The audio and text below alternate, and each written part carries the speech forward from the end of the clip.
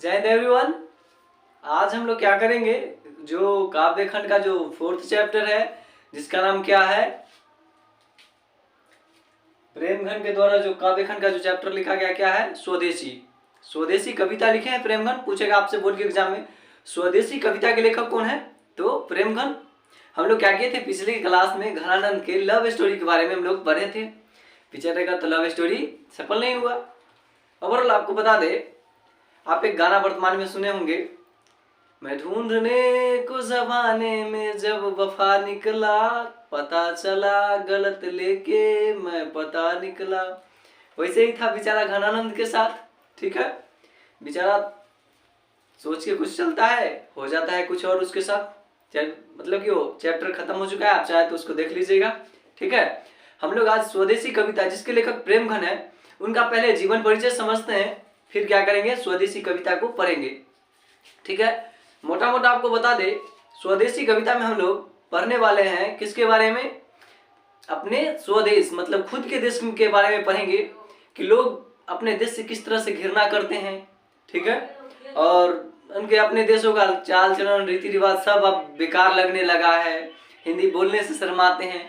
प्रेमघन अपने कविता के माध्यम से लोगों को बताना चाहते हैं। चलिए ठीक है, उनके बारे में जानेंगे। मोटा मोटा हम लोग समझ चुके हैं, सबसे पहले उनके जीवन परिचय को क्या करते हैं, समझते हैं। ठीक है, देखिए प्रेमघन जो है इनके द्वारा स्वदेशी कविता लिखा गया है। फर्स्ट क्वेश्चन यहीं से बनता है, स्वदेशी कविता के लेखक कौन है, तो प्रेमघन है। ठीक है, नेक्स्ट क्या है, प्रेमघन जी भारतेंदु युग के महत्वपूर्ण कवि थे। आपसे पूछा जाएगा प्रेमघन किस युग के महत्वपूर्ण कवि थे, तो भारतेंदु युग के। भारतेंदु युग के सबसे महत्वपूर्ण कवि, महत्वपूर्ण बहुत सारा है भारतेंदु युग के कवि। ठीक है, लेकिन पूछा जाएगा प्रेमघन किस युग के कवि थे। ठीक है, तो आपको बताना है भारतेंदु युग के कवि थे। उसके बाद उनका जो जन्म होता है 1855 में मिर्जापुर उत्तर प्रदेश में होता है। एग्जाम में आपसे क्वेश्चन पूछा जाएगा, बताइए प्रेमघन का जन्म कब हुआ था, तो 1855 में मिर्जापुर के उत्तर प्रदेश नामक जगह में हुआ था। उत्तर प्रदेश राज्य है। ठीक है, मिर्जापुर जगह का नाम है, गांव होगा या जिला होगा। ठीक है, देखिए इनका जो निधन है, मतलब निधन का मतलब होता है मृत्यु। ठीक है, मृत्यु इनका 1922 में हो जाता है। ठीक है, और क्या होता है 1874 में उन्होंने रसिक समाज की स्थापना किए थे। मतलब कि मृत्यु तो हुआ कब, 1922 में, यानी कि 1922 से पहले ही आया था 1874, क्योंकि उनका जन्म तो 1855 में ही हो गया था। 1855 के बाद आया होगा 1874। उन्होंने रसिक समाज की स्थापना किए थे। कहाँ किए थे, मिर्जापुर में। आपसे ऑब्जेक्टिव में पूछा जाएगा रसिक समाज की स्थापना कहाँ हुआ था, तो मिर्जापुर में हुआ था। कब हुआ था, 1874 में हुआ था। कौन किए थे, तो प्रेमघन। आपसे बोर्ड के एग्जाम में कभी ये भी पूछ सकता है प्रेमघन का पूरा नाम क्या था, तो बद्री नारायण चौधरी, उर्फ में नाम था प्रेमघन, इसलिए इनको लोग प्रेमघन प्रेमघन कह के बुलाया करते थे। पूरा नाम बद्री नारायण चौधरी, उर्फ में प्रेमघन। समझ गए। चलिए, इनका सबसे प्रमुख जो काव्य था क्या है, जीर्ण जनपद। पूछेगा जीर्ण जनपद किसकी रचना है, तो प्रेमघन का है। जीर्ण जनपद किसकी रचना है, प्रेमघन का है। आई होप आप लोग को समझ में आया होगा। आप चाहे तो इसका स्क्रीनशॉट ले सकते हैं, take a screenshot for that. I hope आप लोग ले लिए होंगे स्क्रीनशॉट। और अगर आपको पहले से आता है या पूरा समझ में आ गया होगा तो स्क्रीनशॉट लेने की भी कोई जरूरत नहीं है। आइए हम लोग क्या करते हैं, अब स्वदेशी कविता का जो एक्सप्लेनेशन है लाइन बाय लाइन, उसको क्या करते हैं, समझने का कोशिश करते हैं। ठीक है, देखिए इसमें क्या बोला है, स्वदेशी कविता है, इसके लेखक प्रेमघन है। इसमें फर्स्ट लाइन क्या कहता है, सब विदेशी वस्तु नर गति रीत लखात।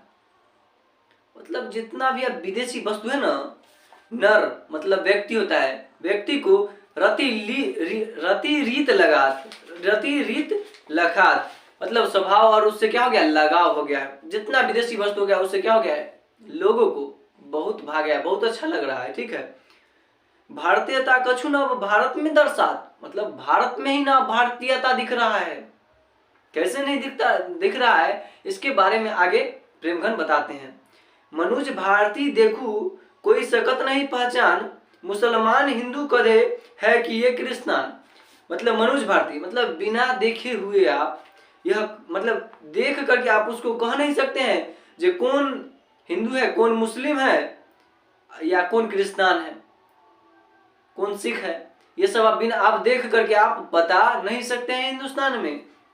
ठीक है, पढ़ी विद्या प्रदेश की बुद्धि विदेशी पाए, मतलब लड़का जो है या व्यक्ति पढ़ी विद्या परदेश की, मतलब पढ़ता है नॉलेज, नॉलेज जो उसको मिल रहा है, ज्ञान, पढ़ाई कर रहा है वो विदेशी, तो नॉलेज भी कैसा मिलेगा उसको, विदेशी मिलेगा। यानी विधि विदेशी पाए, बुद्धि विदेशी पाए, उसको ज्ञान भी जो मिल रहा है कहाँ, कैसा मिल रहा है, विदेशी ज्ञान मिल रहा है। ठीक है। चाल चलन परदेश की गई उन्हें अति भाए। ठीक है। मतलब चाल चलन मतलब होता है रीति रिवाज, रहन सहन, सब क्या हो गया उनको अति भाई, बहुत बढ़िया लग गया है। ठीक है। ठठे विदेशी ठाठ सब बनियो देश विदेश। अब अपना जो देश है क्या बनने वाला है, विदेश बनने वाला है। ठीक है। ठठे ठठे विदेशी ठाठ सब बनियो देश प्रदेश, मतलब कि ठाठन में मतलब देख लीजिए आप, आपने मतलब कि वो मार्केट में आप जब भी जाइएगा तो विदेशी सामान, चाइनीज सामान आपको मिलने को ज्यादा मिलेगा। और अपना देश क्या बन रहा है, अब विदेश बन रहा है भैया। अब अपना देश नहीं रह गया है। कौन बोल रहे हैं, प्रेमगन बोल रहे हैं। सपने हूं जिनमें न कहूं भारतीयता लेस। अब सपना में भी भारतीयता लेस दिख रहा है, खत्म हो रहा है भारतीयता, भारत में भारतीयता नहीं है। बोल सकत नहीं हिंदी, अब क्या है, बोल सकत हिंदी नहीं, अब मिली हिंदू लोग। अब आपको हिंदी बोलने में भी उसको शर्माता है, अब आपको हिंदी बोलने वाला भी मिलना मुश्किल है। अंग्रेज भाखन करत, मतलब कि अंग्रेजी खाता है, अंग्रेजी उपभोग मतलब अंग्रेजी बोलता है, अंग्रेजी खाता भी अंग्रेजी बोलता भी है, प्रेमगन बोल रहे हैं। अगला लाइन है अंग्रेजी वाहन बसन वेश रीति और नीति, मतलब कि अंग्रेजी वाहन, वाहन मतलब गाड़ी, बसन मतलब कपड़ा, वेश मतलब थोबरा, और रीति मतलब लक्षण, समझ गया। सब क्या कर रहा है, अपना रहा है। कहाँ के लोग, भारत के लोग। और अपना जो भारतीय का जो कल्चर है, संस्कृति है, सब क्या कर रहा है, छोड़ने पर लगा हुआ है, सारा संस्कार खत्म करने पर लगा हुआ है। अंग्रेजी रुचि गृह सकल वस्तु देश विपरीत, अंग्रेजी में क्या है, उसको रुचि है, अंग्रेज का जितना भी वस्तु था उसमें रुचि है। गृह घर भी अंग्रेज जैसा देखेगा, सकल फेस भी अंग्रेज जैसा, वस्तु देश विपरीत, अब देश अपना उल्टा चल रहा है भैया। हिंदुस्तानी नाम सुनी अब ये संकुचित लजात, व्यक्ति क्या करते हैं, अब हिंदुस्तान के नाम सुनकर के क्या करते हैं, संकुचित होते हैं, लजाते हैं, शर्म आता है उनको। ठीक है। भारतीय सब वस्तु ही सोए हाय घिनात, भारत के जितने भी वस्तु है ना उनसे क्या करते हैं, हाय घिनात मतलब इनसे घृणा कर रहे हैं। ठीक है। देश नगर बानक बनो सब अंग्रेजी चाल, अब देश क्या बनेगा, नगर, और सब वहां पर अंग्रेजी चाल चलन होगा। हाटन में देखो भरा बसे अंग्रेजी माल, मतलब चाइनीज सामान हाटन में, हाटन मतलब होता है बाजार। ठीक है, भरा हुआ है। जिनसो संभल सकत नहीं तनिक ढीली ढाली धोती, कहा गया है जिससे अपना तनी ढीली ढाली धोती नहीं संभल सकता है, देश प्रबंध करिहेंगे वह कैसे, जगरा से ढीली ढाली धोती नहीं समझ सकता है वो देश का प्रबंध मतलब देश को कैसे चला सकता है। कैसे काम ख्याली, मतलब देश का काम को कैसे ख्याल रखेगा, याद रखेगा। दास वृत्ति की चाह दिशु चारों बरन बढ़ाली, मतलब दास वृत्ति का चाह आने लगा है वहां के लोग, मतलब भारत के लोगों का। दास मतलब होता है सेवक या नौकर। ठीक है। उसकी चाह रखने वाला है। करत खुशामत झूठ प्रशंसा मनु बने डफाली, दूसरे का बहुत प्रशंसा करता है वो। ठीक है। और डफाली मतलब होता है डफ बजाने वाला या बाजा बजाने वाला। भैया आपका ये एक्सप्लेनेशन खत्म होता है।